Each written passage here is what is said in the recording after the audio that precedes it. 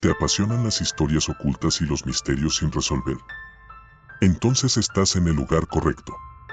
En este canal, desentrañamos las verdades más oscuras y las conspiraciones más escalofriantes que han sacudido al mundo.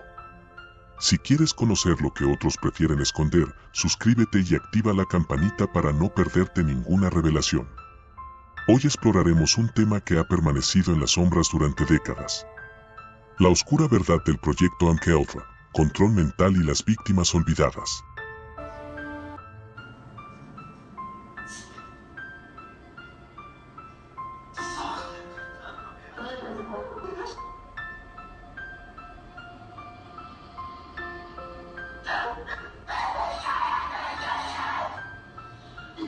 I was given a glass of Kool-Aid, and so were the other children.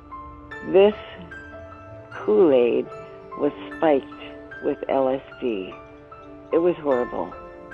En lo profundo de los oscuros pasillos del poder, donde las verdades son distorsionadas y las mentiras se tejen como la tela de una araña, nació una de las teorías más aterradoras de la historia moderna, el proyecto MKUltra. Este relato es la reconstrucción de una de las historias más impactantes jamás contadas, una historia de horror real que desafía la comprensión humana. En los años 50, en pleno auge de la Guerra Fría, Estados Unidos vivía en un constante estado de paranoia. El temor a la influencia soviética, la carrera armamentista y la lucha por la supremacía global llevó al gobierno a tomar medidas extremas, algunas de las cuales rayaban en lo inhumano. Fue en este contexto que la CIA lanzó un proyecto ultrasecreto, conocido como MKUltra, con el objetivo de encontrar una forma de controlar la mente humana.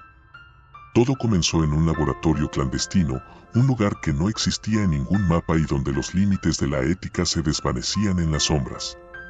Los sujetos eran personas comunes, indigentes, no había consentimientos, solo un camino directo hacia el terror. Entre los muchos relatos que emergieron de este oscuro proyecto, uno destaca por su brutalidad. La historia de Janet McAllister, una joven madre que fue secuestrada en 1957. Según documentos desclasificados, Janet fue elegida por su aparente vulnerabilidad.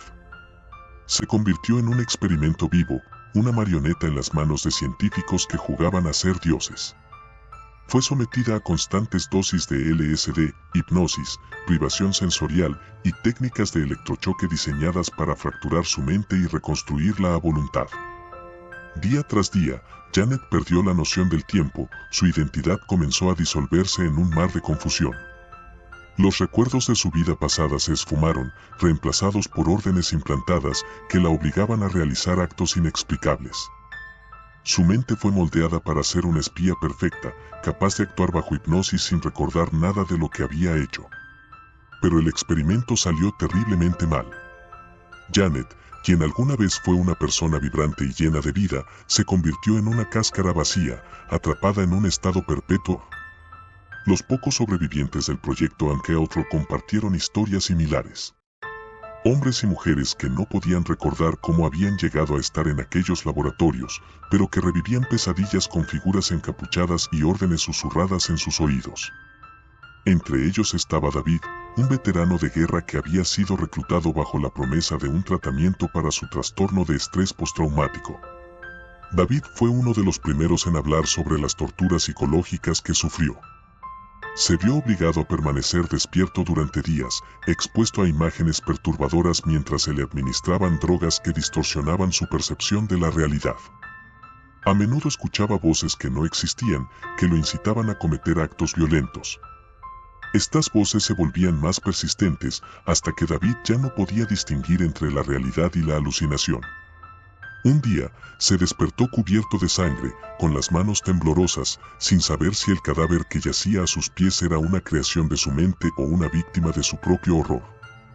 La verdad sobre el proyecto MKUltra finalmente salió a la luz en los años 70, cuando un grupo de periodistas de investigación destapó el escándalo.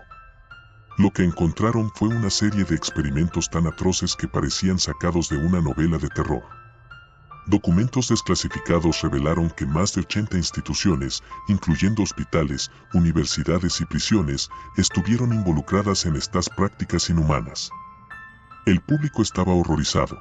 pero las consecuencias reales para los responsables fueron mínimas. Se ocultaron nombres, se destruyeron pruebas, y muchos de los sobrevivientes murieron sin que se hiciera justicia.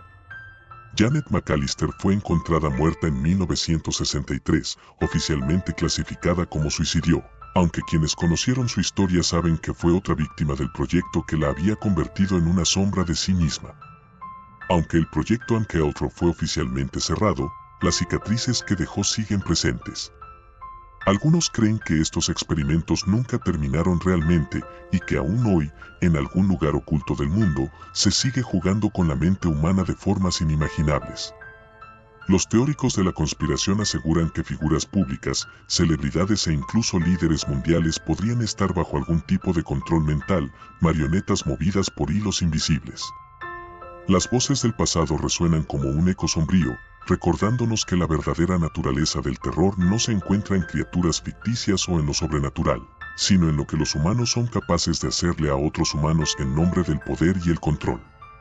El relato de Janet y David, y de tantos otros cuyas historias nunca fueron contadas, sirve como un recordatorio inquietante de hasta dónde puede llegar la crueldad humana.